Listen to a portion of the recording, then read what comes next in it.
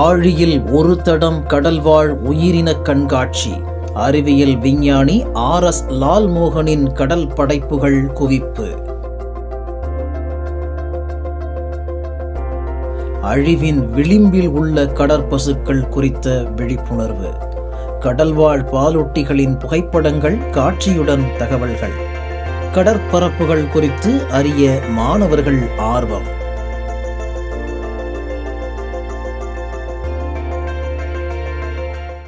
கோவை நவக்கரையில் உள்ள AJK கல்வி நிறுவனங்கள் சார்பில் முதன்முறையாக ஆழியில் ஒரு தடம் என்ற சிறப்பு கடல்வாழ் உயிரின கண்காட்சி AJK கல்லூரி வளாகத்தில் நடைபெற்றது. AJK கல்வி குழும தலைவர் அஜித்குமார் லால்மோகன் தலைமை வகித்தார். கண்காட்சியில் டால்பின், திமிங்கலம், கடற்பசு ஆகிய கடல்வாழ் பாலூட்டிகளின் அரிய வகை உயர்தர புகைப்படங்கள் இடம்பெற்றிருந்தன. டாக்டர் RS லால்மோகன் அவர் ஒரு மறைந்த விஞ்ஞானி. இவர் நிறைய ஆய்வுகளை கடல்ல பண்ணியிருக்காங்க. குஜராத் கடற்கரையில கடல் பசு வாழ்கிறது அப்படிங்கிற உண்மையை அவர் இந்த ஆய்வு உலகிற்கு எடுத்து கூறினாரு.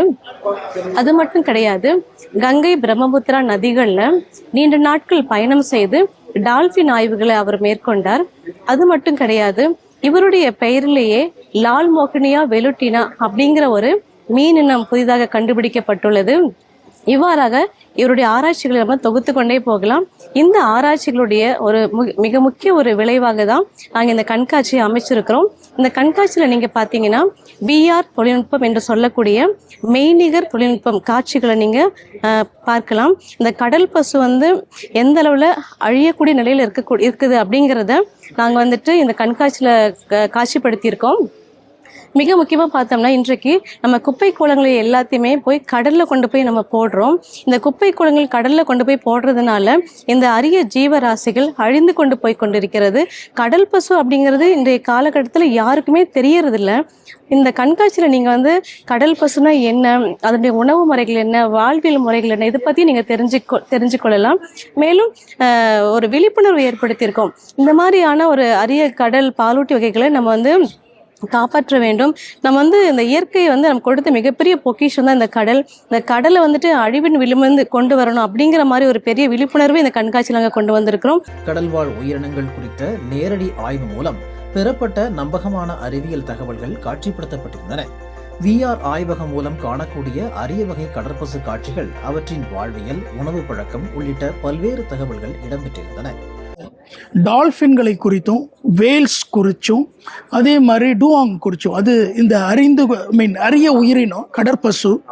இப்போ கூட தமிழ்நாடு கவர்மெண்ட் பே ஆஃப் பெங்காலில் ஒரு கன்சர்வேஷன் பாயிண்ட் ஓப்பன் பண்ணுறாங்க கடற்பசுக்களை பாதுகாப்பதற்காக. ஏன்னா இந்த இனம் அதிகமாக அழிந்து கொண்டு வர்றதுனால. ஸோ இதெல்லாம் எதற்காக இவ்வளோ முக்கியத்துவப்படுத்தி நாங்கள் இந்த இடத்துல சொசைட்டிக்கோ இல்லை ஸ்டூடெண்ட்ஸுக்கோ காண்பிக்கிறோம் அப்படின்னு கேட்டாச்சுன்னா, இந்த காலகட்டங்கள் எல்லாமே ஒரு கம்ப்யூட்டரை, ஒரு ஏஐயை நோக்கியே சென்று கொண்டிருக்கிறது. நல்லது, அது ரொம்ப அவசியம். ஏன்னா அதுதான் வளர்ச்சியும் கூட. ஆனால் நமக்கு ரொம்ப முக்கியத்துவம் என்னென்னா, நம்ம சுற்றி இருக்கிற ஈக்காலஜிக்கல் சிஸ்டம் பேலன்ஸ் பண்ணுறதுக்கு நம்ம படிக்க வேண்டிய பியூர் சயின்ஸையும் மறந்துடக்கூடாது. இந்த நாட்களில் அதோட இம்பார்ட்டன்ஸ், வேல்யூஸ் எல்லாம் தெரிஞ்சுக்கிறணுன்றதுக்காகத்தான் இந்த எக்ஸிபிஷனை நாங்கள் அரேஞ்ச் பண்ணியிருக்கோம். பள்ளி மற்றும் கல்லூரி மாணவர்கள் ஆர்வத்துடன் கடல் உயிரினங்கள் குறித்த தகவல்களை கண்டு வியப்பாக பார்த்தனர்.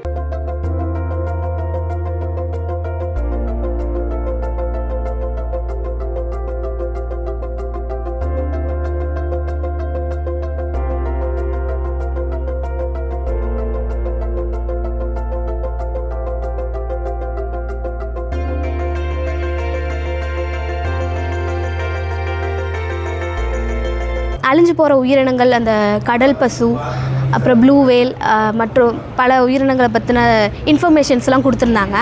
அதுலேயும் ஒரு சில இன்ஃபர்மேஷன்லாம் எங்களுக்கு தெரியாது, இப்படிலாம் இருக்குமா அப்படிங்கிறதெல்லாம் தெரியாது. ஸோ இங்கே பார்க்குறப்போ ஓகே, நிறைய விஷயம் கற்றுக்கிட்டோம்.